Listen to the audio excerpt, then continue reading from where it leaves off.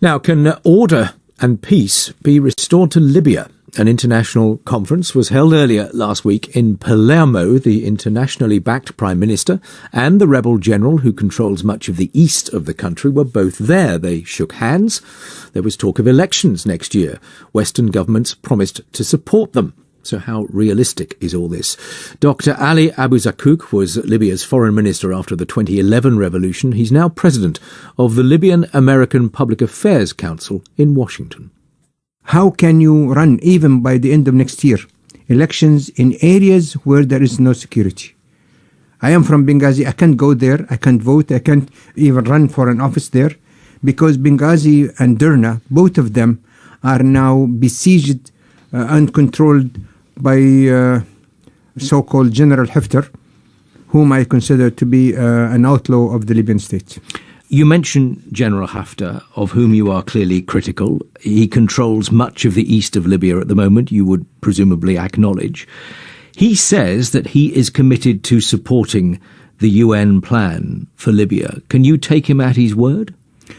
I cannot take him at his word because a man who has run an outlaw operation against the Libyan state, because he started it on his own way with his militia, before the House of Representatives gave him the legitimacy. There is even a call to arrest him by the Attorney General of Libya. But do you continue to pursue him along those lines, or do you hear what he now says about apparently being prepared to support the UN plan and think, right, well, let's try and talk to him instead? Well, we need to get out of the impasse and should do whatever it takes to bring about change in Libya and do an election on two major points. There will be no more military rule in Libya, and it should be a civilian government elected and a presidential elections done under the supervision and the protection of the United Nations. What do you argue the international community should be doing and saying now to try and facilitate some of the things that we've discussed? Well, the international community helped us during the war against Gaddafi and saved Benghazi with the United Nations resolution. NATO interference was paramount for the success of the Libyan revolution. Although you'll be aware of how many people had reservations about the consequences of that. But the question is that the world public opinion left us alone. That's the crux of the matter. If they have helped us rebuild the country, there is a strong deep state in Libya. Now, the people who are controlling Libya, most of them now are from the deep state of Gaddafi. Haftar was Gaddafi's man. Aguila Saleh was Gaddafi's man. The foreign minister in Tripoli is Gaddafi's man. 30 years with Gaddafi's foreign ministry. So we're talking about the deep state is now controlling the situation in Libya. And what do you say the international community should be doing about that?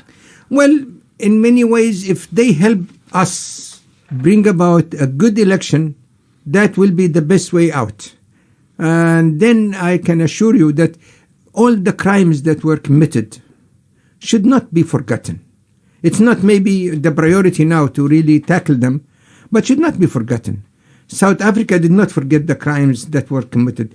Morocco and other places, Rwanda and everything. But we should record them and we should tackle them when the situation becomes right. And a European role in this, given, for example, how concerned some European countries are about levels of migration coming across the Mediterranean Sea when people are fleeing the turmoil you're describing. What European input would you like to see? I think the Europeans have a lot of stake at Libya.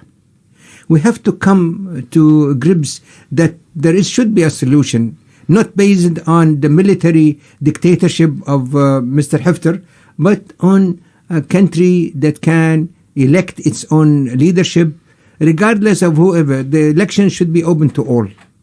Whoever the Libyan people choose to be their representative in the parliament or to be their leadership as the presidency, I will accept it, regardless of my vote. Because I believe in that this is the solution.